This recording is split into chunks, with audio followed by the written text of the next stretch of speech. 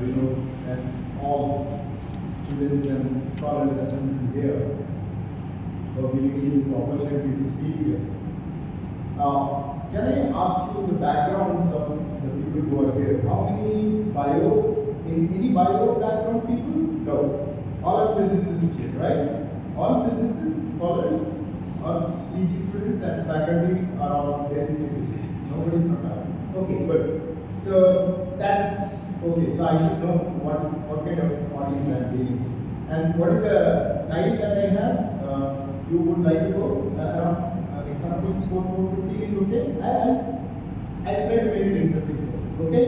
So, sir has already said what my talk is about. Murburn concept is my baby. Okay? So, let me start off with a disclaimer. The disclaimer being, a critic is a necessary evil, and criticism is evil necessity. And I was just discussing, Max Planck said, a new scientific truth does not triumph by convincing its opponents, but rather because a new generation grows up that is familiar with it. So my intention, I shall not make any, I shall not say I have any other intention, but to convince the younger generation. So you can see what I'm going to talk about today is published. None of these ideas are not published. All of them are published. Several have been given cover page credits. In fact, Professor in Biophysics and Molecular Biology 2021 December gives my paper the cover page credits. What does it say? It says how all living beings sustain fundamental energetic routine, how you are powered, how oxygen is used. Multiple noble recognized ideas are challenged, and that's the one that's getting. Can you mouse this or do you have a pointer? Do you have a pointer? Is there?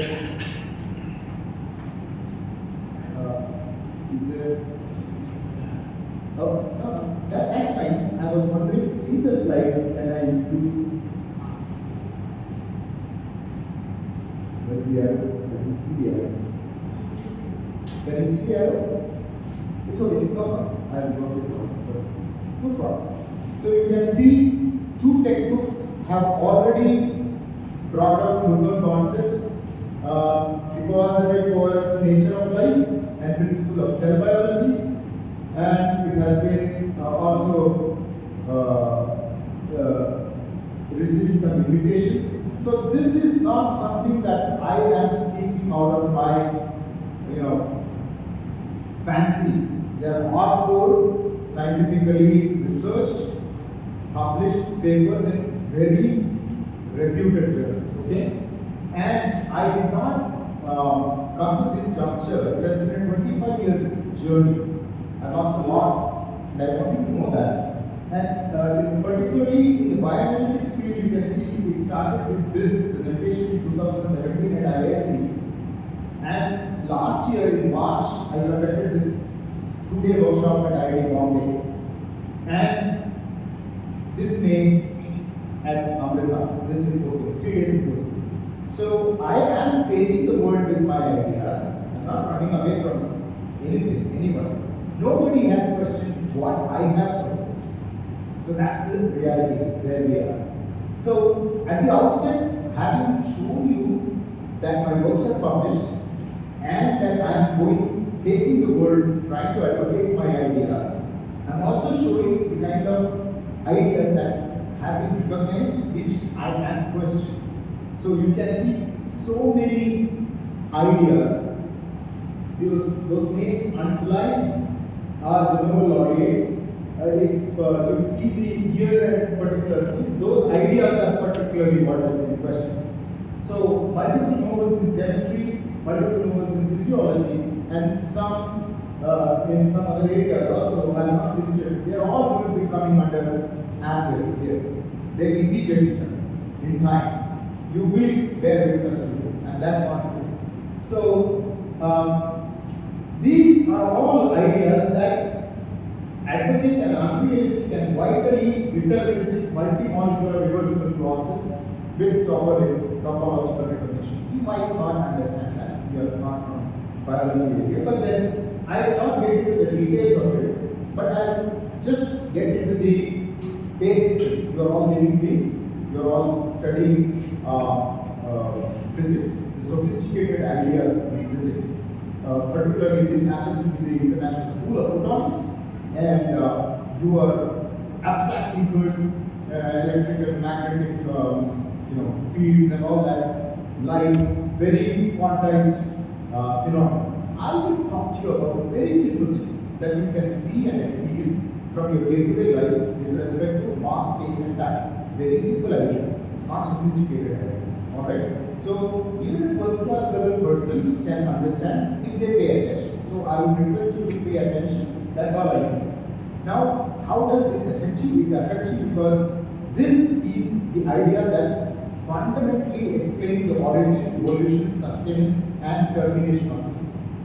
So, multiple diseases, how we age, all that can be addressed better if we understand this idea. So, can somebody see if that recording is being done correctly? Is it getting my personal answer very good? Because I want this to get into the records that I came here and presented. So, thank you so much. Thank you so much. Wow, this is nice. So, whether you are any kind of living being, ultimately the cell theory is a fundamental principle. It's like you have multiple laws, conservation of momentum, things like that in physics. Life has got some principles. One is cell theory. That is, cells are the founding structural and functional unit of life. If you have any living being is made of at least one cell or multiple cells, I would request you, I get digressed if you keep talking amongst yourselves. Please, I'm a teacher, so I get a little distracted. Please look at me, I'm the beautiful guy. I will give you very explicit things, you don't have to talk with other person. So, this cell in itself has got a complex architecture, it might have multiple components.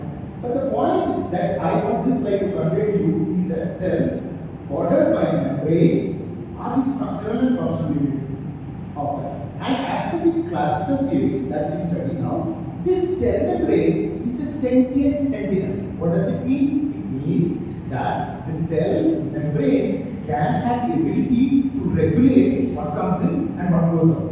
So it's like a security guard, alright? So it does more than that, as you can see. The next aspect is the central dogma, yet another fundamental principle of life. That was the definitive principle of life, that is what defines life is this principle. The other principle is what is governing. Suppose a cockroach gives rise to a cockroach, a tiger gives a tiger.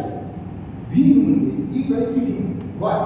Because of this fundamental idea called central dogma, where it says that a sequence of gene, that is DNA, gives out a sequence of RNA, which is a messenger, on which the ribosomes work and churn out a sequence of protein. This is for which, this is for which this ribosome functioning what was given with the Nobel, right?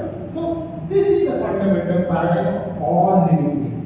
All living beings are made of cells, and in each cell, their information flow is by this protein. That is, this is the information flow. So the protein that comes out here, that is the ultimate protagonist. It's like proteins interact with all the molecules that are in, whether they are molecules or ions. So I have told you here that whether all these things fundamentally they are molecules in our cell body, right? In the cell. So now, once the proteins come in, these proteins have very high amount of selectivity and specificity. What is selectivity? Suppose 4 different types of molecules are there. From that, one molecule is reacted, and at a particular site it is reacted. That is selectivity and specificity. Why do you want that? Because living beings cannot afford to have multiple things happening, right? It cannot be a chaotic reaction in our body. We want very deterministic. If I want to fold my hand like this, the proteins, the molecules should all behave in a concerted way. All those catalysis, all those reactions, they need to occur in very definite ratios also.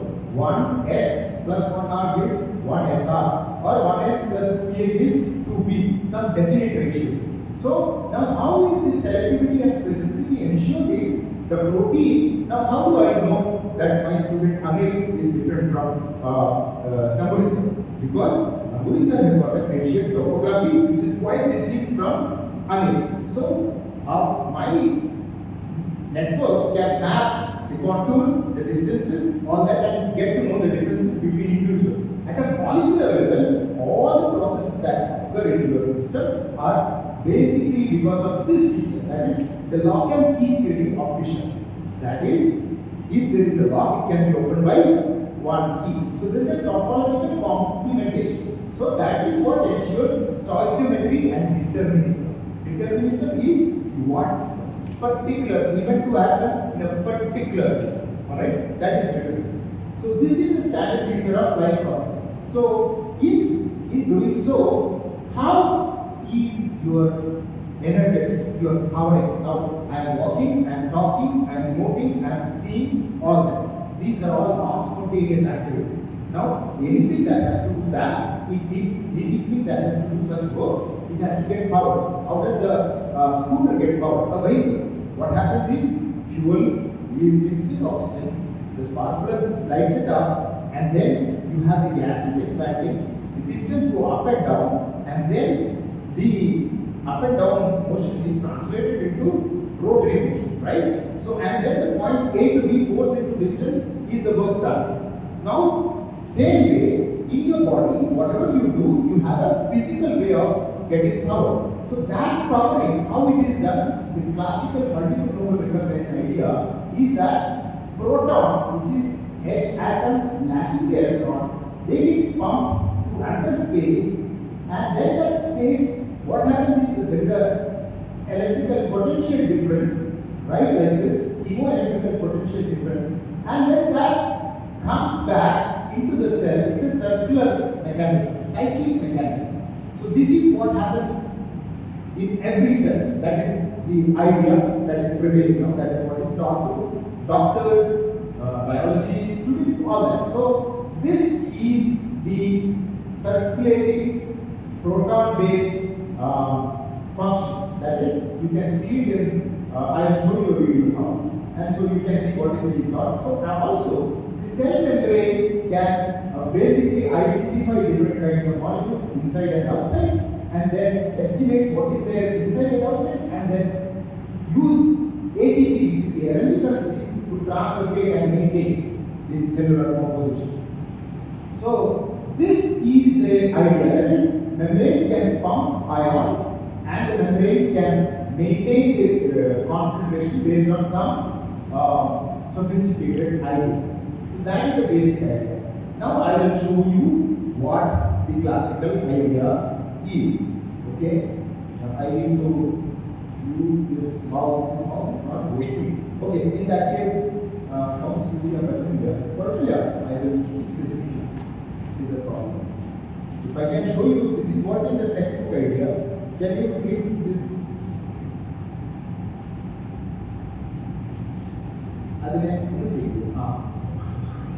So the audio is not connected. Okay, there is no problem. So in that case, I don't want to use it. Oh wait.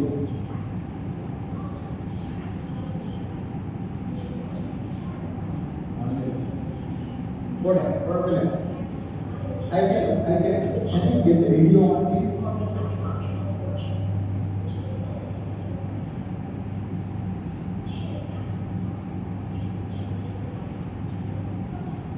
Okay, so can we start it from the initial phase?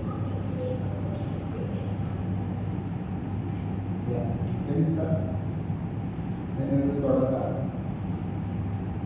Starting from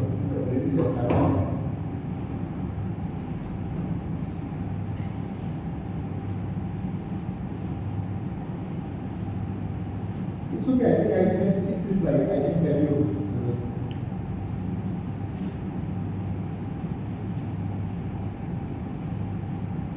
Please don't go. I'm coming to some photo aspects. I come to photosynthesis and yeah. So here what it says is the membrane has got some proteins. So there is a printed circuit. Some there are some proteins and some carriers. So the molecules that have the electrons, that electrons are given, and as the electrons go through the membrane proteins and carriers, protons are found. What I said, right? So these molecules are supposed to relay electrons like that, and each protein is supposed to pump protons out. Alright? So this generates the electrical gradient, like what you have in the gravitational gradient, what powers the hydroelectric power project, something like that. So now you have a gradient developed for this. Peter Mitchell got the Nobel, this idea, and it's very deterministic. See the music, all that, very beautiful, all deterministic, nice, dandy, very good, nice. It goes like that. How many protons are going off? These kind of proteins are tens of thousands in mitochondria. Okay, that is the powerhouse of the cell. You might have studied in your school. So let's do that. That was the first part, and the second part is dealing with how ATP, your energy currency, is produced. Okay, so that one, these are classical texts of biology and medicine. So biochemistry, I think I should rather do my own.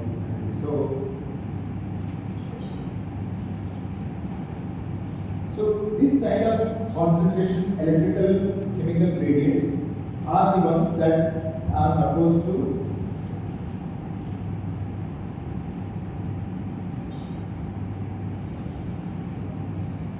so this is some basic fundas.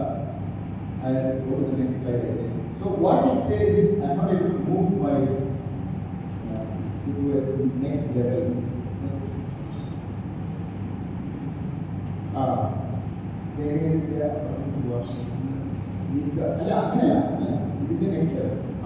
The ADP and PI, they are now, what the correct theory is that this ADP is made by a rotary enzyme, okay, stationed in protein, just like your the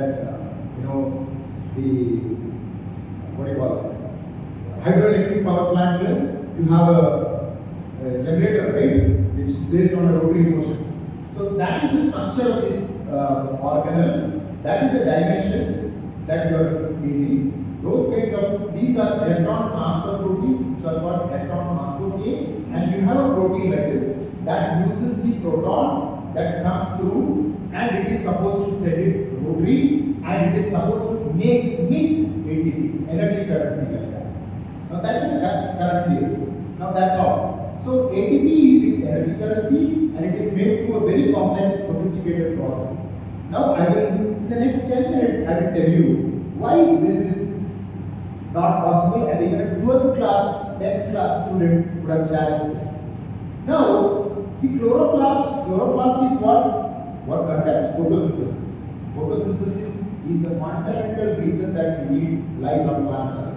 We are all photonics people, right? Photosynthesis is the process in which plants generate fixed carbon into eatable molecules, right? Sugars and all that. And then it also produces the oxygen that we breathe. Without photosynthesis, photon, two important usages in fact. Alright, on planet Earth. So, if you see chloroplast volume, you will see it is practically aquatic. Why? Basically, the volume is this much, the H plus concentration is this much. So, multiplied by Avogadro's number, you should get it. Similarly, mitochondria is another bioenergetic organelle in our body that does not use light. This one uses light. This one also has radius. Cyanobacteria can both respire as well as photosynthesize. and they also have less. Practically, they are aquatic. There is no free proton. So whatever you saw that those Nobel laureates recognized ideas, I have written to the living Nobel laureate, John Walker. I said, this idea is all wrong. There is no proton in mitochondria because the volume and the dissociation, thermodynamic equilibrium of water, the water to break down into H plus and OH minus, it requires approximately 79 kilojoules per mole. And making an ATP is only 36 kilojoules per mole. So, this is what I would say in Malayalam, this is kind of, it doesn't matter to me how many Nobels have been given for this. It doesn't matter. It is fundamentally a flawed idea. And yet another very interesting thing is a proton is 0.00002 angstroms. It is so small. How can it have a pumping mechanism? There are holes and channels much bigger than this. You know how big are not ordinary simple ion like sodium or potassium or a molecule like H2 or O2? They are approximately in the order of an angstrom. This is much smaller than that because once the electron goes away, it is left with only proton. So that doesn't have it practically no space. A protein structure cannot be evolved to form such kind of a dimension. It's absolutely senseless. No matter the whole world believes in it, I cannot. So yet another aspect is this pumping of ions and the deterministic electron transport circuitry on membranes. Now, if you see the photosynthesis process, electrons from water must go to make ADP. And in the process, ATP, the energy currency, and oxygen is produced. The respiration process, the two fundamental processes that your life depends on. The respiration is from NADPH, the electrons go to water. Now, these two reactions occur simultaneously in cyanobacteria, and cytochrome C is supposed to be the intermediate in both reactions. How can that be? Because in one reaction it is uphill, in one reaction it is downhill. It cannot work. If their theory is true, it will only go downhill. Molecules don't have that kind of supramolecular intelligence. And also, if you have a membrane maintained at a particular potential, negative, positive like that, you cannot have ions going up and down in a whimsical way. It's basically violating basic electrochemistry. And also, they say that you saw that particular electron transport chain that way. That one cannot work because oxygen is freely soluble, highly visible, and its reaction, once there is an electron ejection, it can easily grasp it and the reaction is highly facile, minus 240, 50 kilojoules per mole. So, this reaction will short circuit any of that kind of beautiful deterministic circuitry. It cannot work. So, serial connectivity will be improbable, cyanobacteria are not going to work like that. So, this determinism, and yet another thing, if you have read the brief history of time by Stephen Hawking, he clearly shows the directionality of time and how things work. When a hot cup of tea you take in your hand, you drop it, it goes down, or it just falls down. If the heat is lost, the glass breaks. Do you think a reverse process can spontaneously occur in that same way? No. So what current theory says is that ADP plus Pi gives ATP and H2O, and this reaction is energy requiring reaction. It's an endergonic reaction. And now imagine you have a mixer. You put fruit from the top. Okay? Now you put fruit from the top and you get pulp and juice from the bottom. Now you import the mixer somehow and you put juice and pulp and try to get a fruit. Is that possible? It's not possible. This is what the current theory is for which Paul Boyer got Nobel. That's all. When the proton comes in, it makes ATP. When the proton goes out, it breaks ATP. It's a fully free reversible system. Nothing works like that in nature. And then the fundamental argument is cyanobacteria have both such a small dimension, it is practically aquatic, contains both photosynthetic and respiratory mechanism, and then red blood cells. The red cells in your blood, they don't have nucleus. There is no DNA. There is no control mechanism there, and then there is no mitochondria here. Yet they work for 120 days.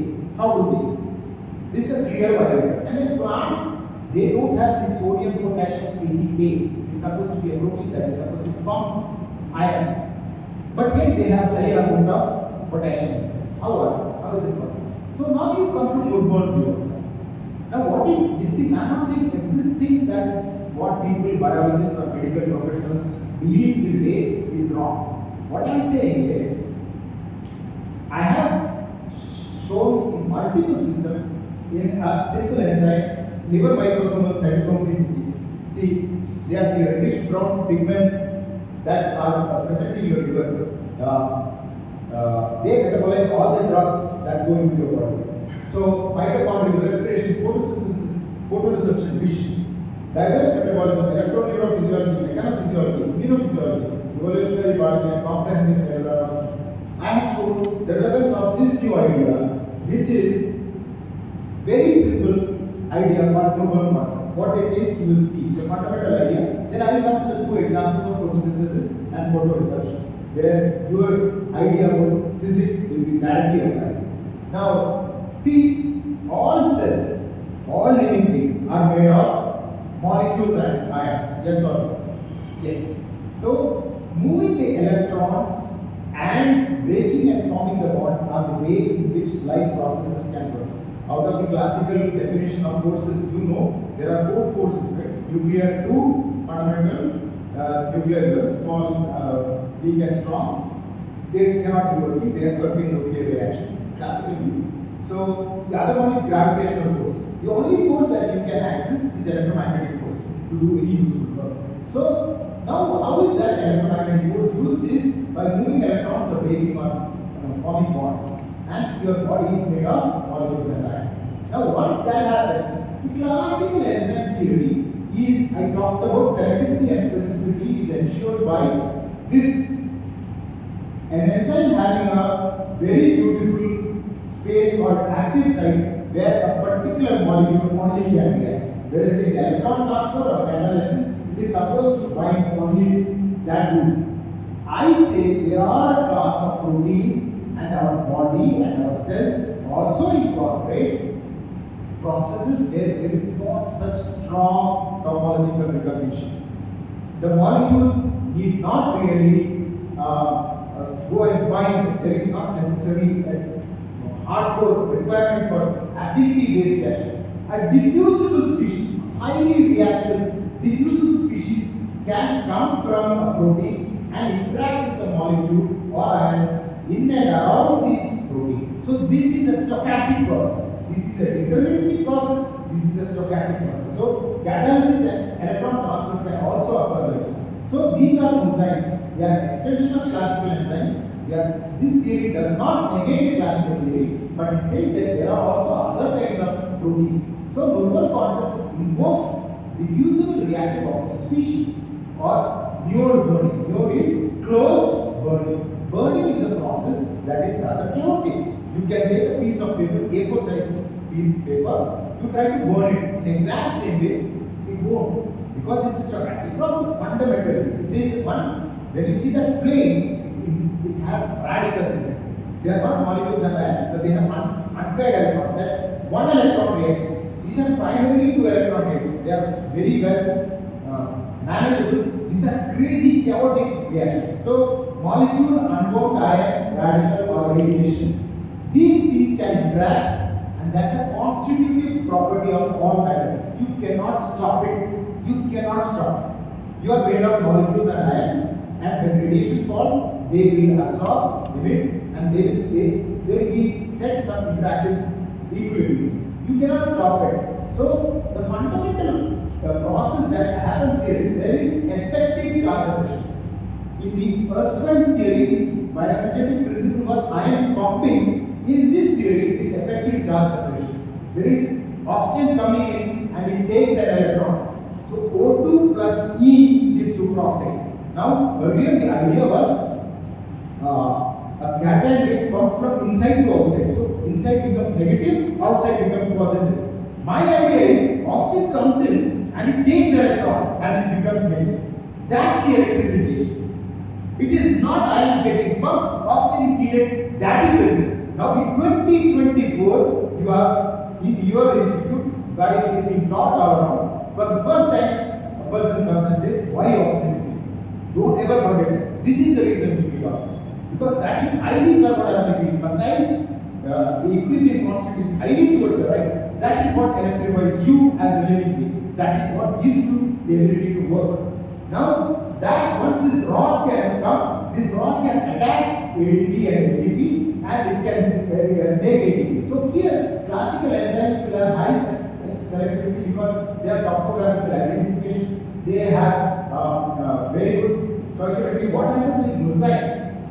The reactive species can come out, they can enter into interactive equilibriums with ions and molecules, and then you have complex array of reactions that come out. Okay?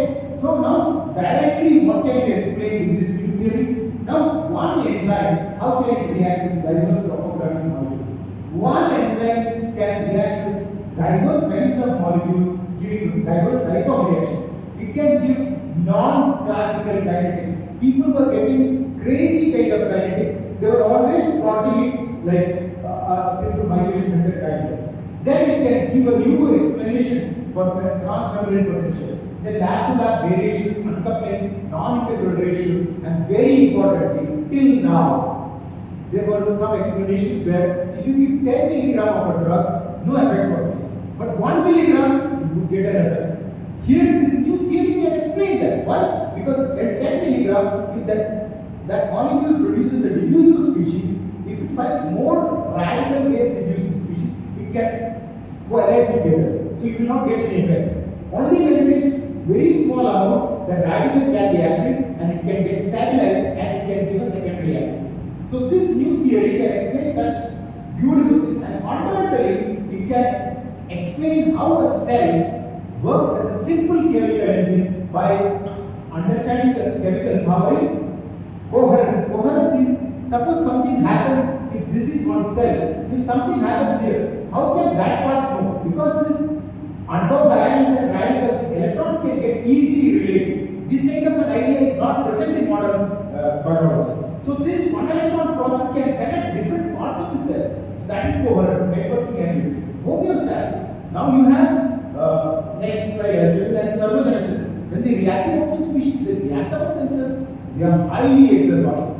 It can explain the heat production in your body.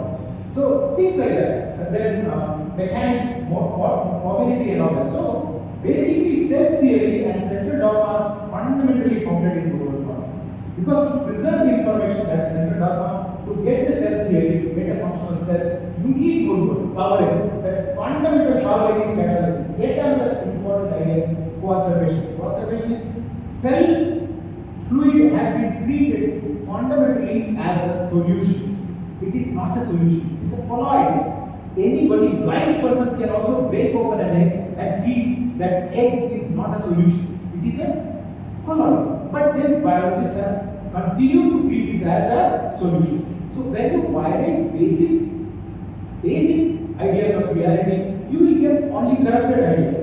So now here is the whole picture of Murburn concept. So mosaic can produce a diffusible reactive species that can interact with molecules and ions. It can bring about catalysis, electron transfer, phase changes, all that.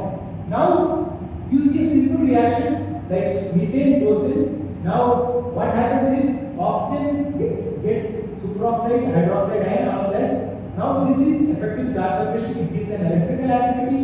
Now the reaction that produces CO2 and H2O, that goes out. CO2 is a gas, H2 is a solvent, turgor pressure, water goes out. It works as an auto-governing simple chemical engine. So now here you have life as based on three fundamental principles. Murburn concept works in short time scales and it is stochastic. Central dogma is deterministic. It works at a larger time scale. So the fundamental operating principles in cells are diffusible reactive species and effective charge separation. Now you see the fundamental difference here. Here this diffusible species is chaotic. Oxygen comes in, becomes a diffusible species and it can go anywhere. So that's your fundamental powering logic. Now if you have a fundamentally chaotic powering logic, you are eternally doomed. You are going to die. because that reaction over a period of time it will have its toll. So in this process, the effective charge separation, my theory of energy production is very simple. Experimentally, I showed that ADP and phosphate, if you take superoxide, you get ATP. Just take it, test tube, mix ADP and phosphate, you get ATP. You don't need all these complex things. All the oxygen-centered simple reaction. Experimentally, it is ratified that when mitochondria have more amount of loss, you have greater potential, transfer potential, and you have ATP production. So the equations that I have shown is highly facile, minus 475 kilojoules. The classical biochemistry equations, they have only 5 kilojoules, 20 kilojoules, 10 kilojoules. There is no drive, there is no thermodynamic drive. Here, this is very simple. And the most important idea, how does cyanide kill you in milligram dosage per kg within seconds? How? That is what. Now the classical theory says cyanide goes and binds to heat and to protein. Now the problem is carbon monoxide. You can see the binding constants and rate constants here. Carbon monoxide versus oxygen versus cyanide. Now you see, very simple. Carbon monoxide is a million times more stronger binding agent than cyanide. But then carbon monoxide doesn't even knock you out even at 40%. But cyanide kills you even at 2.5%. Okay?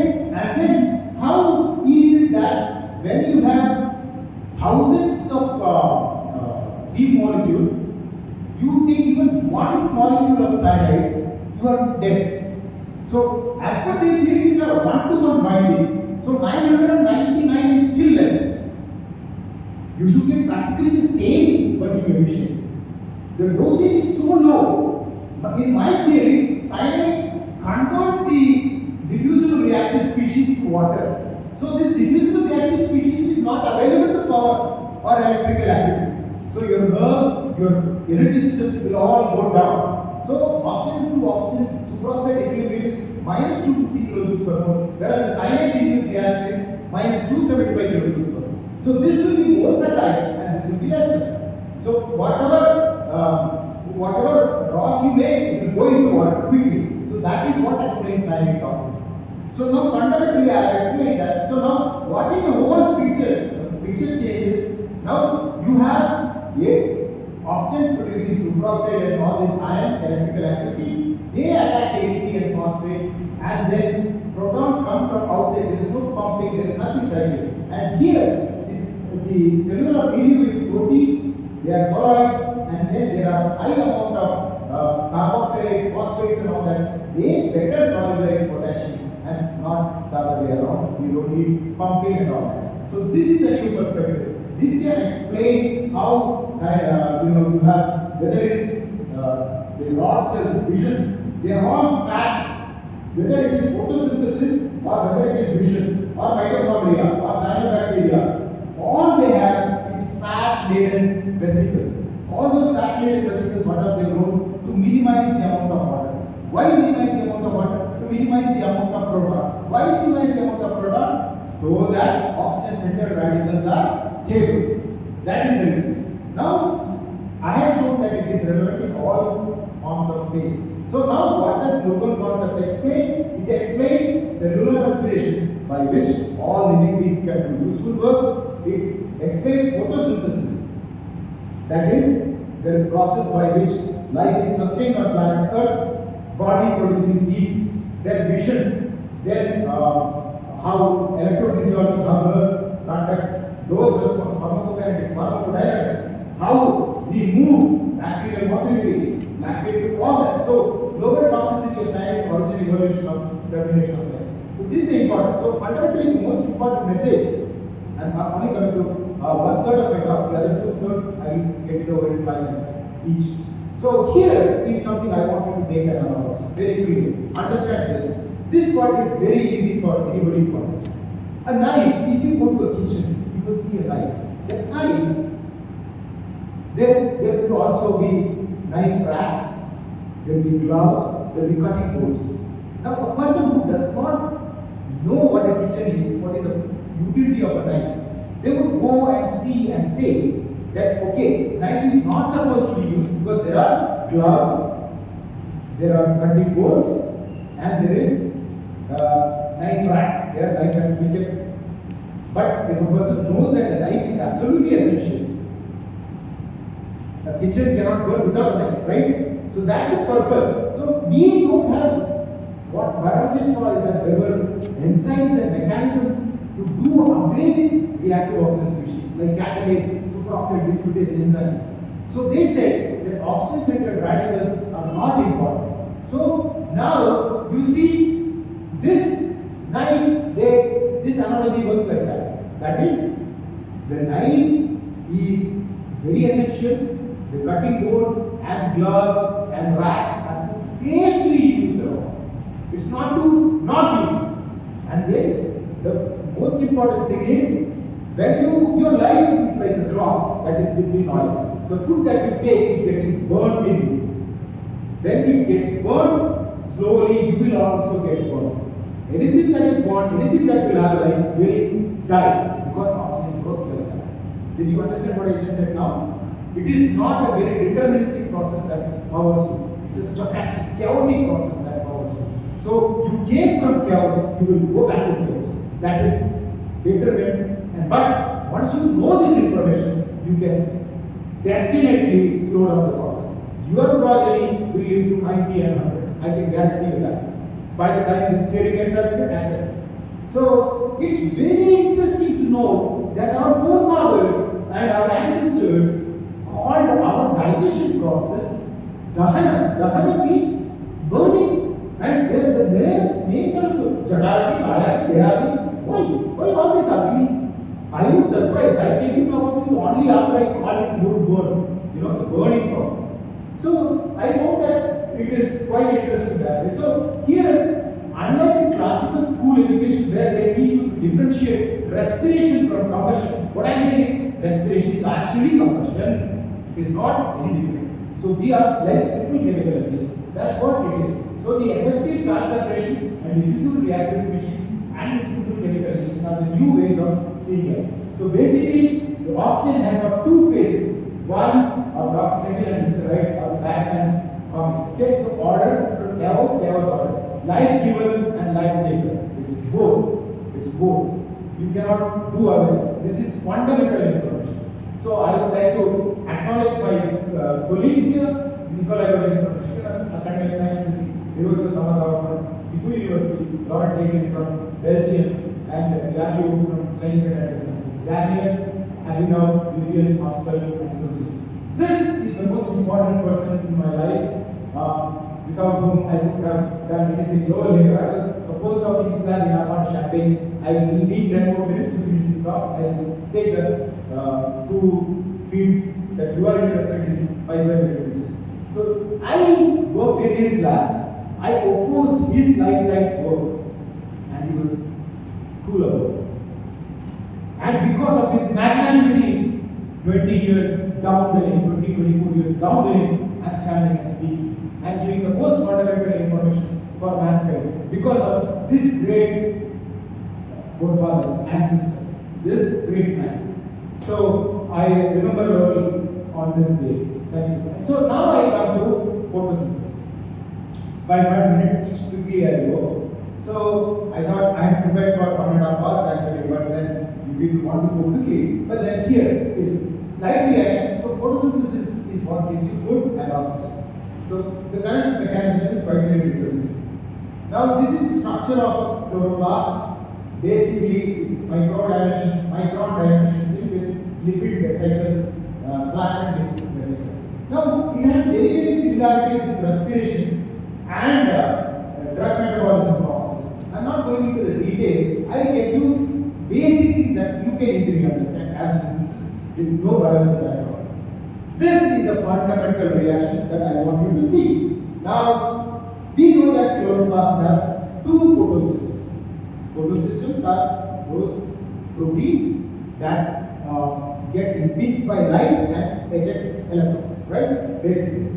Now, once 680 nanometer, the one that gets excited at 680 nanometer is called photosystem 2. The one that gets excited at 700 nanometer is called photosystem 1. Now, Emerson did this experiment which changed the course of understanding photosynthesis. So, when he excited photosystem 2, this much amount of oxygen was formed, photosystem 1, this much amount. But when he excited both the photosystems, much more than what could be added with these two were derived. Much more. So what they did is they arranged it as a Z scheme. Z scheme is an electron transport chain in series. That is, now you see, you have two systems. You are trying to connect them in series. Current flow will it get reduced or enhanced? Whether they are resistors or capacitors. If you consider them as electron conducing, see basically the thing is the electrons from water has to reach the electron to reach NADPH, so that oxygen gets evolved and NADPH gets reduced. So its NADP reaction is at the end. So the electrons must move. So whether you have from point A to number result, if I want to have more traffic, will I have parallel lanes or will I make a one lane like that? You need to have parallel lanes to have greater traffic. Whether you try to understand in terms of fluid bend, fluid flow or electron flow, series connectivity is a fundamental breakage in logic. You cannot have, this is something even a 12th class physics graduate can understand. Now, I am so happy as I speak. Last week, the person who had written multiple textbooks in this field, Govindji, is Arvana Champagne professor. If you can go to my website, you will see him fighting with me when I presented the talk at JNU. There, he published this paper this month, and there is no mention of Z-scheme, no mention of proton pumping, no mention of any such thing. I'm so happy they have jettisoned it. So, but then they will not cite it. This is the classical theory. So, basically, I have already said this. A membrane maintained at a particular potential cannot have ions going here and there. As per the theory, if you calculate 4 photons of at photosystem 1 and 4 photons at photosystem 2, their deterministic model, that is only 1387 kilojoules per mole. But this reaction, which is the textbook reaction, that requires 64 kilojoules per mole. So the input is much lesser than the outcome. This is an anabolic reaction. So photochemically untenable, virus, and also spatially untenable. Photosystem 2 is here. Cluster P1 must deterministically jump. Like I have a job, it has to go from one point to another point, jump. And then there are proteins, they completely knock the proteins out. Even then I get the reaction. That protein which is supposed to relay electrons, I have taken that system out.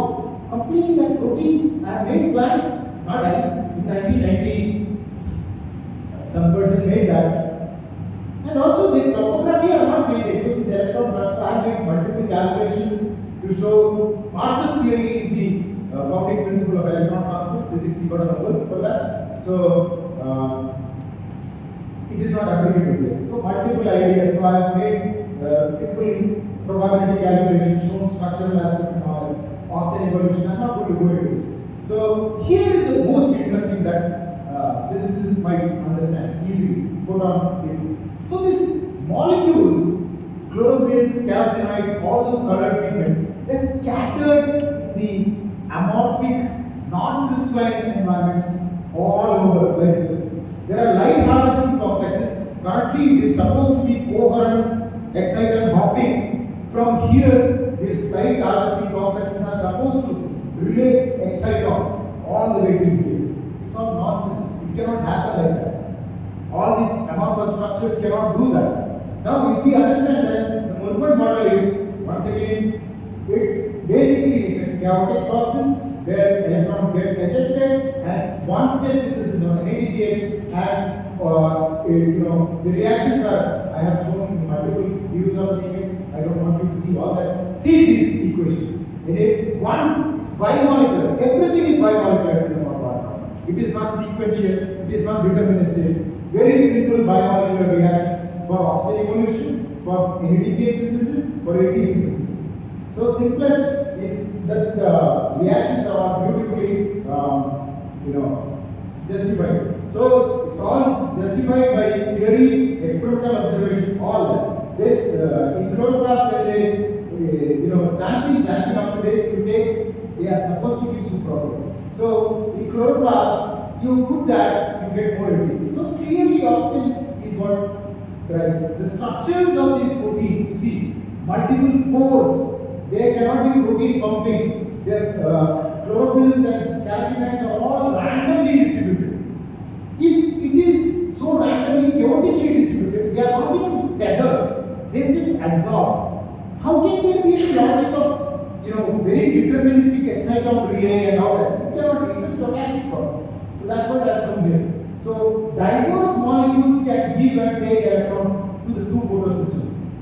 And earlier there was an observation that bicarbonate enhanced photosynthesis.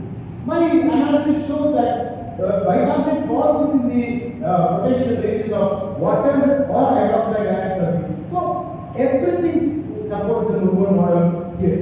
I can also explain the fundamental observations which were taken from the photo field. For they found that when rhodopsin pigment in your eye, I am going to that next 5 minutes. Rhodopsin, when it hits the eye, it is supposed to undergo a change and pump protons and all that. So what they did is they took some protein systems and tried to make ATP with light to mimic the photosynthetic process. Now they did not evaluate the controls properly. Even with rhodopsin without ATP synthesis, this protein which they were considering as ATP synthesis, you could get ATP. 20% ATP was produced and they said that it was not important. So something as important observation as that they had violated. And it cannot be a proton pump because the pH gradient is too high. And so untenable Nobel Prize ideas and correlation. Then visual neurometry. This thing you can easily understand. This is something you have been taught in schools. This is the eye. Now the light comes in, there are multiple layers. These rods and cones at the distal part of the eye are supposed to tap light. Alright? You have studied this, yes or no? Now, you understand, suppose a 400 nanometer photon comes. It has to go through 400 micron thick retina to reach rods and cones. Now imagine, 1,000 times its wavelength a photon has to go through a dynamic medium of 10 different layers. Is it possible to come to a particular point and give a visual cue? It will get scattered, reflected, refracted, all kinds of process. A point, suppose a point originates, a color or something originates from this point, it will never reach the same point. So you cannot ever have any analytical evolutionary logic to understand what vision is. So that signal is. So currently the theory is based on 2 more minutes and I will tell. The current theory is based on this rhodopsin protein getting, this is the retina, the red reddish orange pigment that you find in carrot, is also present in plants. Now the same things are present in light harvesting complexes. So it is supposed to heat the compound, the protein. This is a compound present in the protein. It changes from level cis to trans and then pops out of the protein, and that is the visual cue. There is no electrical activity. Now, and then it is supposed to lead to a lot of changes of events. Now, and then after that, this the neuronal conduction is supposed to be a sodium potassium pump. The relay of current and all that. Some kind of closed electron circuit theory, local circuit theory, they have proposed. Now, I will not, this is the multiple layers. Now, here you see, this structure of rhodopsin is not conserved. The relay, this is transfusin, one of the biggest, it's called G protein coupled receptors.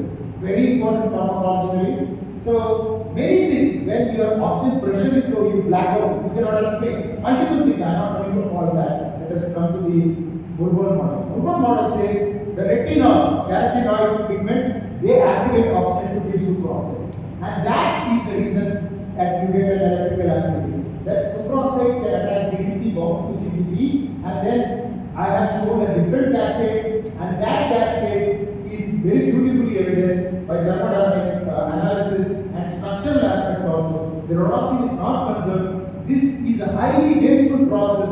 If the rhodopsin comes out, it has to go to retinal pigment epithelium, and the whole thing recycling process, which takes hours, cannot explain the response time which is in microseconds or milliseconds. So in my theory, the response can be very quick, and the structures of proteins are beautifully explained by the pores where the superoxide comes out, attached to GDP, it becomes GDP, and then I have bound the protein to GDP and GTP, and I have shown that it's coming out, and then the GPCR, which is nearby, the beta module, you can attack the GTP that is delayed, and then you can have subsequent signal transduction.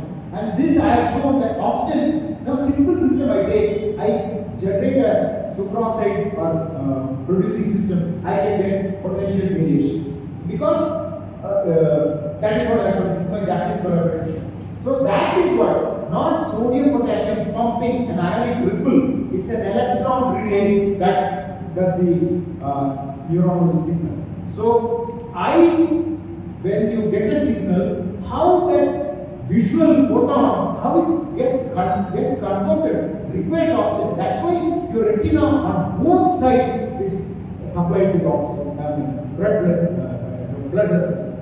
So now here you have a completely different view. The overview of powering, coherence, homeostasis, electrophysiology, all that changes.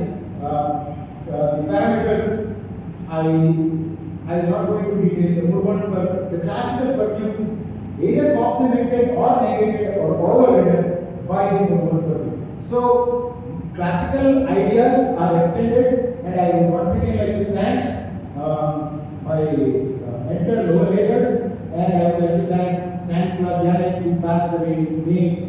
He was very supportive, and he was the first person who published my ideas about respiration. The next year, that journal lost its PubMed enrollment. The Biochemistry Insights journal, which published my ideas critiquing the Nobel recognized idea, they were discontinued the very next year. That is, yet my paper is the highest read paper in that journal. So you can see the impact of my pursuits. These are words called heavy osmosis or proton motive force. This is the idea that is prevailing in the field. You see those terminology until I published. After that, it has come to the papers on mitochondria still continue to go on. So even though my papers are not cited by the people in the field, it has had an impact. Like what Sir was saying, you know, that way. So now some people are also citing, like Murburn concept can explain. So from a place of not getting citation, I have come to getting citation because some people like Namuri sir, like Stanislav Janek and George Charlecoff and Lowell Hager, among our seniors, also supported. And now if it has to go forward, what Planck said is very low. A new generation has to get used to this new idea and accept this new idea. And anytime a professor comes to you and talks to you about photosynthesis or vision with the old nonsensical ideas, you ask one question that pulls that person's pants down. Because it's a responsibility of an intellectual to keep track of the developments in the field. That's why the intellectuals get paid high, get respected in society. It's not for the intellectual to make mockery out of truth by, sustaining the status quo.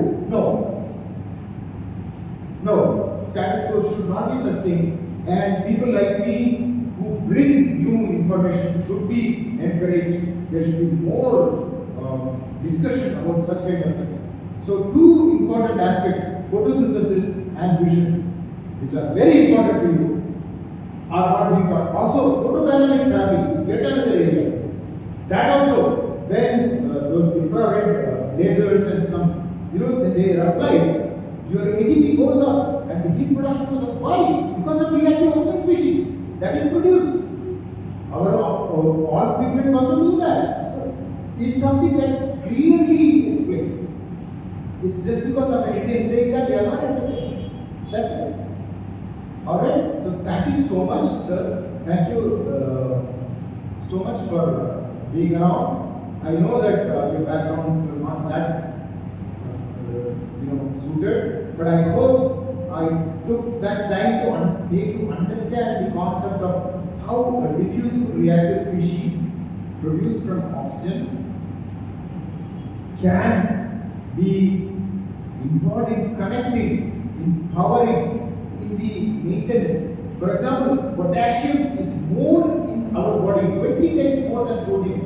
The multiple Nobel recognized idea says that it is because it is somehow selected by size in particular way. Right?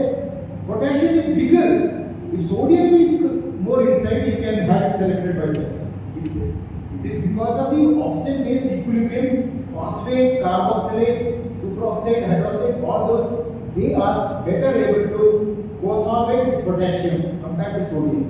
So it completely changes how our nerves function, how we age, how cancer is to be understood, how diverse pathophysiological phenomena are to be understood.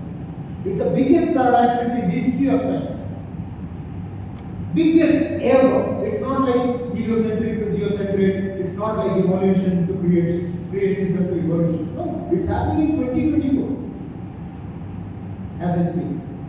I started it in 2000, around that time. It's almost 2.5 decades.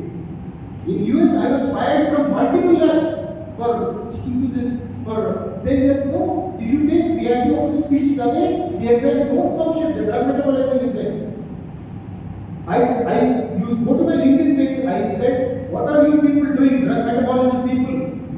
You are supposed to, this drugs, how liver functions is based on this idea, not your idea. How I told you this in Gordon Research Conference in 2015, when I spent my money to go there, registered and came there. One Indian guy responds, he's from Burns, and he responds, that's because we do not believe in fake research. If so, I said, how come my frontiers in pharmacology I have listed 50 agendas of differentiation? Why don't we address even one point? Within 2 hours, the track of whole discussion was removed, nothing. So thank you so much for your presence. I'm sorry it has taken 1.5 hours was planned, so I got it less than 1 hour. Thank you so much. Thank you so much. Any questions? Any questions? Any questions?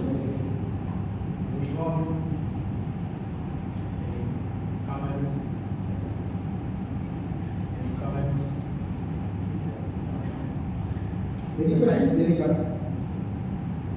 How this related to artificial Well, I would like to use in the times to come. I would like now cybernetics. You know cybernetics, right? Cybernetics is how information is stored, how now I am in artificial intelligence department because so much my dean, he gave me a job.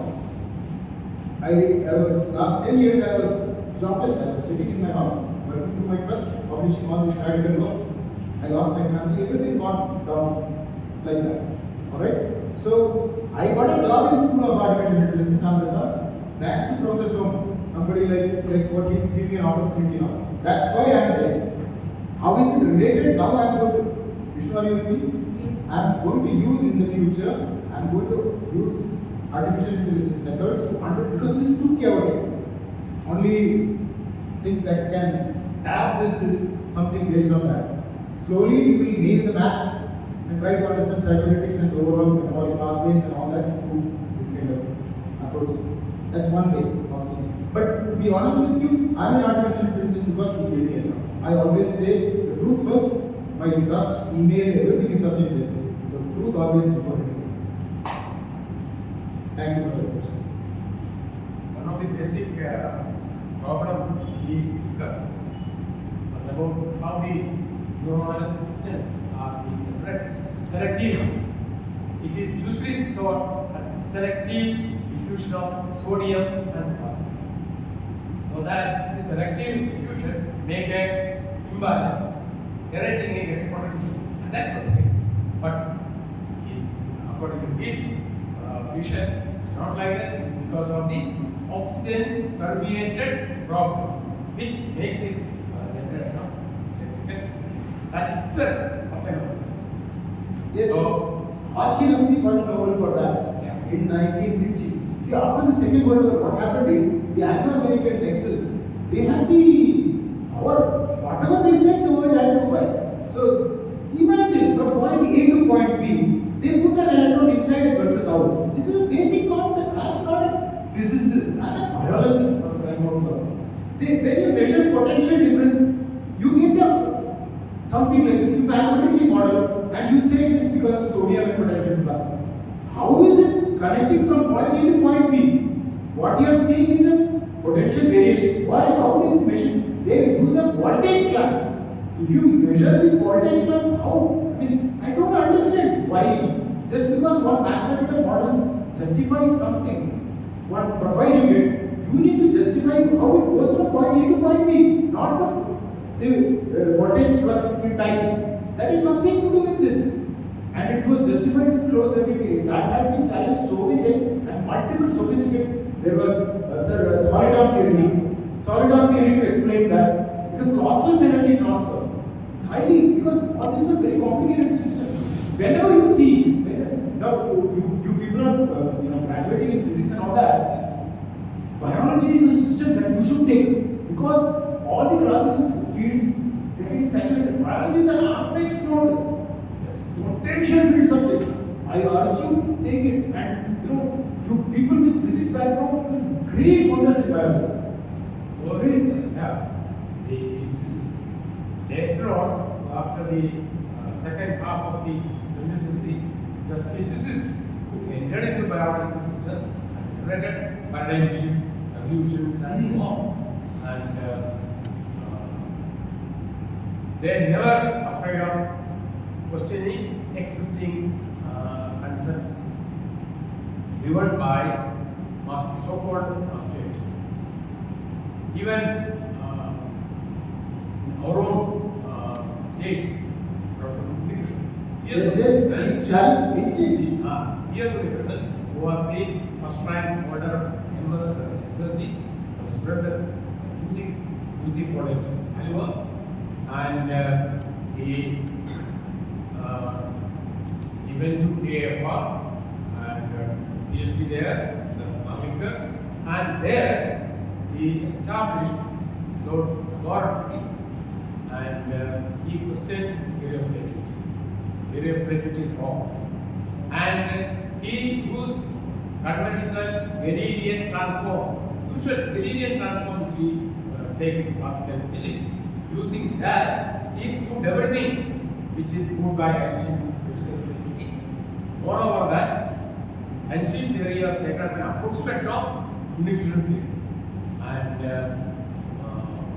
unfortunately, he was not allowed to continue in TFR because he was questioning Einstein.